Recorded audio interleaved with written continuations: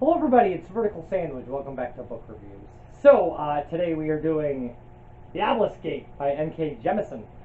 The second book in the Broken Earth series, the second book in the Broken Earth series to win the Hugo Award, out of 3. And, yeah, so spoiler alert, if you haven't read the 5th season, please do, because it's super worth it. The season of endings grows darker as civilization fades into the long, cold night. Essen has found shelter, but not her missing daughter. Instead, there is Alabaster Tenring, destroyer of the world, with a request that would seal the fate of the stillness forever. Okay, so in the last book, at the end, we find out that all 3 characters are actually different time periods of the same character, and that throughout her life, that the story is being told that Essen is the only character, and that these 3 different people are actually just her different stages in her life, which is amazing. So the second book involves her reconnecting with Alabaster Tenring, the man who was supposed to train her and father her child, who he did, in this kind of new world, and she finds out that he is the person who ripped the world apart. And the reason is because thousands of years ago, magical powers threw the moon away from the planet into a decaying elliptical orbit, and he wants Essen to catch it and put it back where it belongs. Amazing. Using the obelisks that float in the sky as a remnant of an ancient kind of magical supercomputer. And while this is all going on, Essen is becoming more powerful, and her daughter, Nessun? I can find out.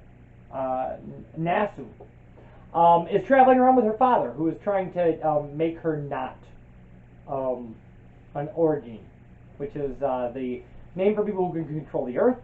The derogatory name is Raga. So, yeah, let's just dive right in here. So, I want to keep telling this as I have, in your mind, in your voice, telling you what to think and know. Do you find this rude? It is, I admit, selfish. When I speak as just myself, it's difficult to feel like part of you. It is lonelier. Please let me continue a bit longer. You stare at the stone eater that has burst forth from the Chalcedony chrysalis. It stands hunched and perfectly still, watching you sidelong through the slight heat waver of the air around the split geode. Its hair is, as you remember, from that half-real, half-dream moment within the garnet obelisk. A frozen splash, what happens to ash-blown hair when a hard gust of wind lifts it up and back. Translucent, whitish opal now instead of simply white. But unlike the fleshy form that you grew to know, this stone eater's skin is as black as the night sky once was before the season. What you thought were cracks back then, you now realize are actually white and silver marbling veins.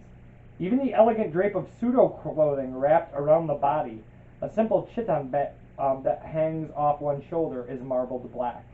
Only the eyes lack the marbling, the whites now matte, smooth darkness. The irises are still ice white. They stand out from the black face, stark, and so atavistically disturbing that it actually takes you a moment to realize the face around it is still Hoa. He is older, you see at once. The face is that of a young man and not a boy. Still too wide, with too narrow a mouth, racially nonsensical. You can read anxiety in those frozen features, though, because you learned to read it on a face that was once softer and designed to elicit your compassion. Which was the lie, you ask? It is the only thing you can think to ask. The lie? The voice is a man's now, the same voice, but in the tenor range, coming from his chest somewhere. You step into the room. It's still unpleasantly hot, though cooling off quickly. You're sweating anyway. Your human shape or this? Both have been true at different times. Ah, yes, Alabaster said all of you were human, once, anyway. There is a moment of silence. Are you human? At this, you cannot help but laugh once. Officially, no. Never mind what others think. What do you feel yourself to be? Human. then so am I. He stands steaming between the halves of a giant rock from which he has just hatched. Not anymore.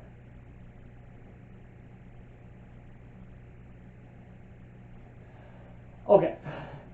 Should I take your word for that, or listen to what I feel myself to be? You shake your head, walking as far as you can around the geode. Inside it, there is nothing. It's a thin stone shell, bare of crystals, or the usual precipitant lining. Probably doesn't qualify as a geode, then. How'd you end up in an obelisk? Pissed off the wrong Raga. This surprises you into a laugh, which makes you stop and stare at him. It's an uncomfortable laugh. He's watching you the way he always used to, all eyes and hope. Should it really matter? The eyes are so strange now. I didn't know that could be done, you say, trapping a stone eater, I mean. You could do it. It's one of the only ways to stop one of us. Not kill you, obviously. No, there's only one way to do that. Which is? He flicks to face you. This seems instantaneous. Suddenly the statue's pose is completely different, serene and upright, with one hand raised in invitation. Appeal. Are you planning to kill me, Essen? You sigh and shake your head and extend a hand to touch one of the stone halves out of curiosity. Don't. It's still too hot for your flesh. He pauses. This is how I get clean. Without soap. A day along the side of the road south of Turimo. A boy who stared at a bar of soap in confusion, then delight. It's still him. You can't shake it off. So you sigh and also let go of the part of yourself that wants to treat him as something else. Something frightening. Something other. He's Hoa. He wants to eat you, and he tried to help you find your daughter even though he failed. There's an intimacy in these facts, however strange they are. That means something to you. Okay. So she's been traveling around. She's travels around this little kid who turns out to be a stone eater, one of these ancient people who tossed the moon into a crazy orbit. And at one point somebody destroys him and he comes back in this new fashion and stuff. And the book is crazy. And Alabaster, who she knew as her husband at one point, has come back, but his body is turning to stone. The power he uses, he has used to rip the earth open, is changing him into stone. Which is apparently what happens to anybody who wields this power. It's very strange. Very strange. And so during the season, she finds an area where somebody is building a community where people like her can live in harmony with other people. And it's this giant geode left over from an ancient civilization that can be controlled by these powers people, or powered by these powers people have. So her and some other Ragas are powering this place. Meanwhile, her daughter has been traveling with her father to a place where she can be made not a Raga anymore, which turns out to be a training facility of sorts, kind of like the Fulcrum used to be, because the Fulcrum has been destroyed by this earth-rending thing. It's just craziness. It is just insanity. The book is just insane. It's beautiful, though. It's absolutely and totally wonderful. Now, as far as the Broken Earth series go, this is the weakest installment, in my opinion. So, although it has a lot of setup for a third book, that's the point. The point of this book is that you've been introduced to this interesting situation and this wonderful character, and the second book is all setting up the giant crisis. Like, nothing is going to be done about the moon in this book, because there's a third book. It's sitting right here. It's this one. It's this one right here, The Stone Sky. Now, this book is, I believe, this is actually shorter than the first one. It's less than 400 pages. But again, you'll fly right through this. It's a great read. N.K. Jemisin is an amazing storyteller and has great pacing. So, as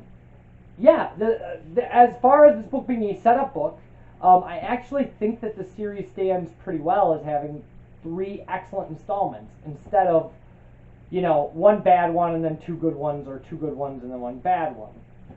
Now, that being said, again, I think that this is the weakest book in the series.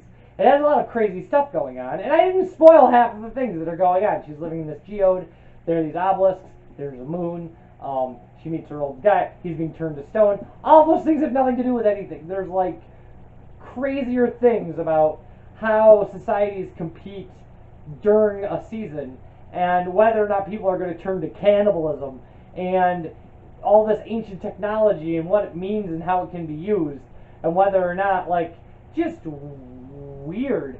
And then the Stone Eaters and what they're about, and there's, some of them seem to be at cross purposes, and Stone Eaters are kind of, they're largely immortal, and they kind of guide people, but they also act as antagonists.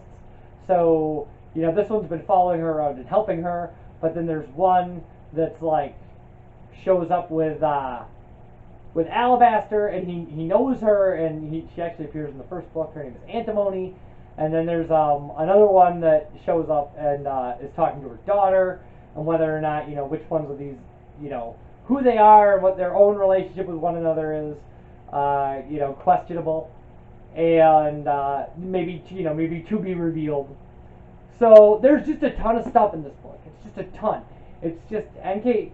Jemisin knew exactly what she was doing when she set up great characters and a good world, and then packed everything she possibly could into the second book, so that she would have a great stage for a final one. And you can disagree with that as a strategy, but I'll tell you this: if you doubt that that's the way to go,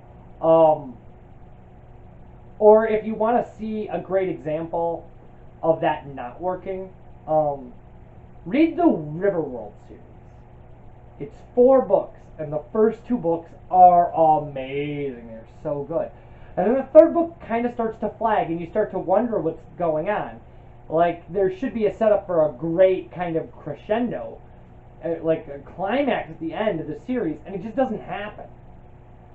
And it's super disappointing. And, like, N.K. Jemisin's better than that.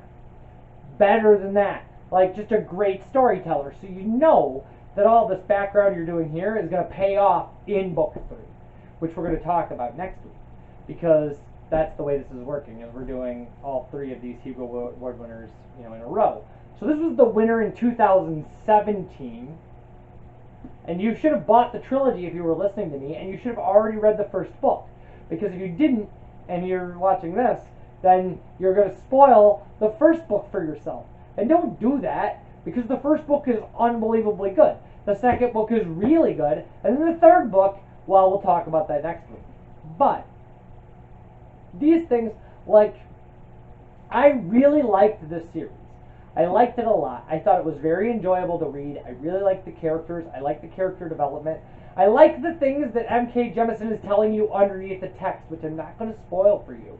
I want those things that she's telling you to be revealed to you as you're reading the way they were to me.